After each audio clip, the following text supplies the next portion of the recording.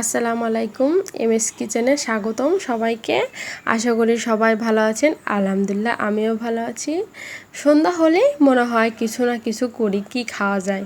তো আজকে আমি তৈরি করেছি চিকেন কিমাই পুরি। তো কিভাবে তৈরি করেছি চলুন দেখে আসি। তো প্রথমেই আমি একটি পাত্রে 2 কাপের মতো আটা নিয়েছি। আমি আটা দিয়ে করেছি।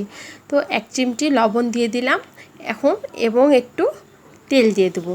তেল দিয়ে আমি এটা ভালো করে আগে মাখিয়ে নেব। এটি মাখিয়ে যখন একটু ঝরঝরে হয়ে যাবে তখন আমি অল্প অল্প পানি দিয়ে এটি ভালো করে সেনে নেব। একবারে বেশি পানি দেওয়া যাবে না, অল্প অল্প করে পানি দিতে হবে। অল্প অল্প করে পানি দিয়ে এটা সেনে নিব। এটি সানা হয়ে গিয়েছে। এখন আমি এটিতে একটু তেল মাখিয়ে রেস্টে রেখে দেব 20 মিনিটের জন্য। অন্য একটি পাত্রে এখন আমি কিমা পুরটি তৈরি করে নেব। প্রথমে চুলায় কড়াই দিয়ে অল্প একটু তেল দিয়েছি। এখন আমি এখানে 1 কাপের মতো পেঁয়াজ কুচি দিয়ে দিলাম এবং পেঁয়াজ কুচিটি ভালো করে ভেজে নেব। একটু লাল লাল হবে। পেঁয়াজ কুচিটি লাল হয়ে গিয়েছে। এখন আমি এর মধ্যে দিয়ে দেব কিমাটি আমি ব্লেন্ডার করে নিয়েছিলাম। এখন আমি এটি পেঁয়াজের সাথে একটু মিক্সড করে নেব এবং একটু পানি দিয়ে দেব।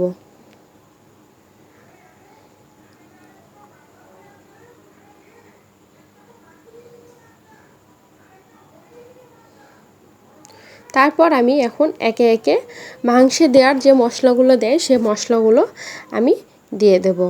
তো প্রথমে আমি হাফ চা চামচের মতো হলুদ গুঁড়ো, হাফ চা চামচ মরিচ গুঁড়ো, ধনিয়া গুঁড়ো দিয়ে মিক্সড করে নেব। তারপরে আবারও দিয়ে দেব হাফ চা চামচের মতো আদা রসুন পেস্ট।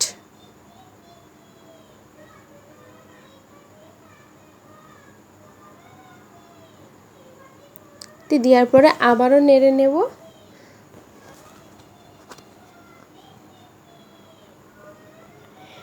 এর মধ্যে এখন দিয়ে দেব হাফ চা চামচ সয়া সস।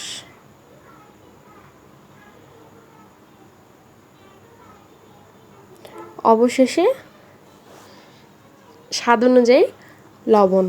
আমি এর মধ্যে কাঁচামরিচ ব্যবহার করিনি, কারণ বাচ্চারা খাবে সেজন্য কাঁচামরিচটা আমি ব্যবহার করিনি। আপনারা চাইলে কাঁচামরিচটি দিতে পারেন। তারপরে দিয়ে দিলাম গরম মশলার গুঁড়ো। দিয়ে এগুলো ভালো করে আমি মিক্সড করে রান্না করে নেব কিছুক্ষণ। পানিটা শুকনো করে নেব যাতে পানিটা না থাকে। তো আমার পানিটা শুকিয়ে গেছে, আমার কিমাটাও প্রায় হয়ে গিয়েছে। কিমাটি কমপ্লিট। এখন আমি ময়দার ডো করে রেখেছিলাম, সে ডোটি দেখুন কতটা সফট হয়েছে। এখন আমি এটি ছোট ছোট পুরির আকারে কেটে নেব। ছোট ছোট করে কেটে নেওয়া হয়ে গিয়েছে। এখন আমি এগুলো ঢেকে রাখতে হবে, এগুলো যাতে ড্রাই না হয়ে যায়।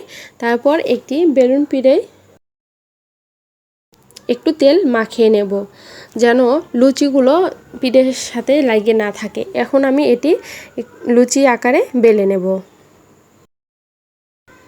বেলা হয়ে গিয়েছে। এখন আমি সে তৈরি করা পুরগুলো এটার মাঝখানে দিয়ে এটি ভালোভাবে আটকে নেব।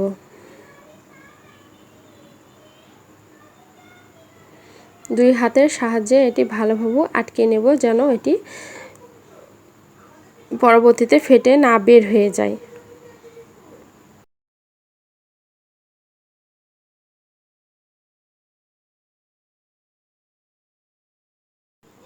আমি আরও একটি পুরি এভাবে করে নেব।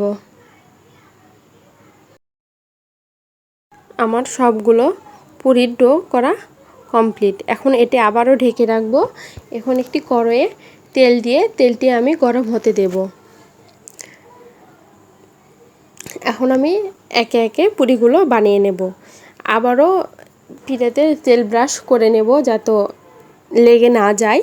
তারপরে হচ্ছে এটি আমি হাত দিয়ে করব। এটি আমি বেলুন দিয়ে বেলবো না, বেলুন দিয়ে বেলার কারণে অনেক সময় পুরিটি ফেটে যায়, সেজন্য আমি এটি হাত দিয়ে এটি বড় করে নেব। তো আমার আস্তে আস্তে পুরির শেপে চলে আসছে।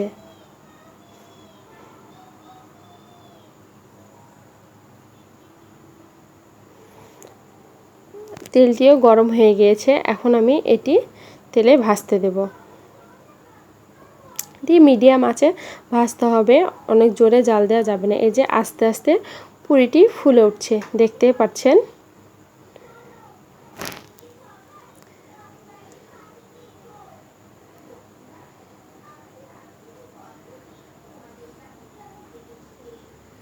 এইভাবেও মিডিয়াম আঁচে পুরিটি ভাজতে হবে।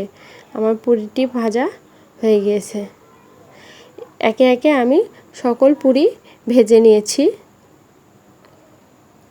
এই তো আমার পুরিগুলো কমপ্লিট হয়ে গিয়েছে। এই যে দেখতে পাচ্ছেন কত সুন্দর হয়েছে আমার চিকেন কিমা পুরি। যদি আমার ভিডিওটি ভালো লাগে একটি সাবস্ক্রাইব করে দেবেন। সবাই ভালো থাকবেন, দোয়া করবেন। আল্লাহ।